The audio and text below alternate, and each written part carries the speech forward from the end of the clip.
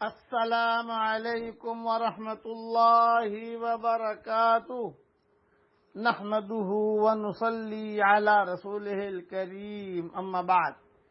آج کا سبق سن لیجئے۔ آج کے سبق کی سرخی ہے قرآن سے دوستی کیجئے، پارٹ نمبر 26۔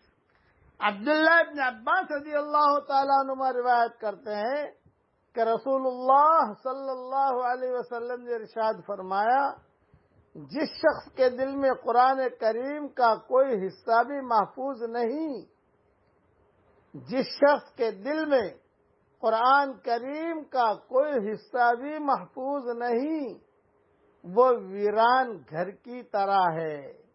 یعنی جیسے مکان کی رونق اور آبادی رہنے والے سے ہے، ایسے ہی انسان کے دل کے رونق اور آبادی قرآن کریم کو یاد رکھنے سے ہے۔ یہ حدیث ترمذی شریف میں ہے۔ اس لیے اپنے آپ کو ویران گھر کی طرح مت بنائیے، بلکہ اپنے آپ کو آباد گھر کی طرح بنائیے۔ اور آباد گھر کیسے بنے گا؟ قرآن یاد کیجئے، حفظ یاد کیجئے۔ میرے والد صاحب رحمۃ اللہ علیہ نے 55 سال کی عمر میں قرآن شریف حفظ کیا۔ حضرت جی رحمۃ اللہ علیہ سے کہا کہ حضرت میری عمر اب 55 سال کی ہوگی، 55 سال نہیں بلکہ اور زیادہ 60 سال کی عمر میں حفظ کیا۔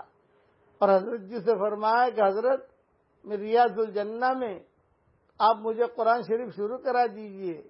حضرت جی رحمۃ اللہ علیہ نے شروع کروائی اور 2 سال کے اندر حفظ پورا کیا۔ دوسرے سال ہر 2 سال پر حج میں جاتے تھے، تو وہاں ریاض الجنہ میں جہاں شروع کروایا تھا وہیں پر حضرت جی کے ہاتھ پر جو ہے ختم ہوا قرآن، اور پھر وہیں پر حضرت جی نے ریاض الجنہ میں دعا فرمائی۔ اجتماعات میں ابا بیان کرتے تھے 65 سال کی عمر ہو گئی، 66 سال کی عمر ہو گئی، حافظہ کمزور ہو گیا، تو مجھے بٹھاتے تھے، کہتے تھے کہیں غلطی کروں تو مجھے بتا دینا۔ پھر جملہ کہتے تھے کہ میں نے قرآن 55 میں یاد کیا ہے اور تم نے قرآن 55 میں یاد کیا ہے۔ میرا 55 کا ہے، تمہارے 55 کا ہے، تمہیں اچھا یاد ہے، تو میں ان کی غلطیاں نکالتا تھا۔ اس لیے قرآن شریف یاد کیجئے۔ جس شخص کے دل میں قرآن کریم کا کوئی حصہ بھی محفوظ نہیں ہے، وہ ویران گھر کی طرح ہے۔ اللہ تعالی ہمیں قرآن یاد کرنے کی اور یاد رکھنے کی اللہ توفیق عطا فرمائے۔ آمین۔ وآخر دعوانا ان الحمدللہ۔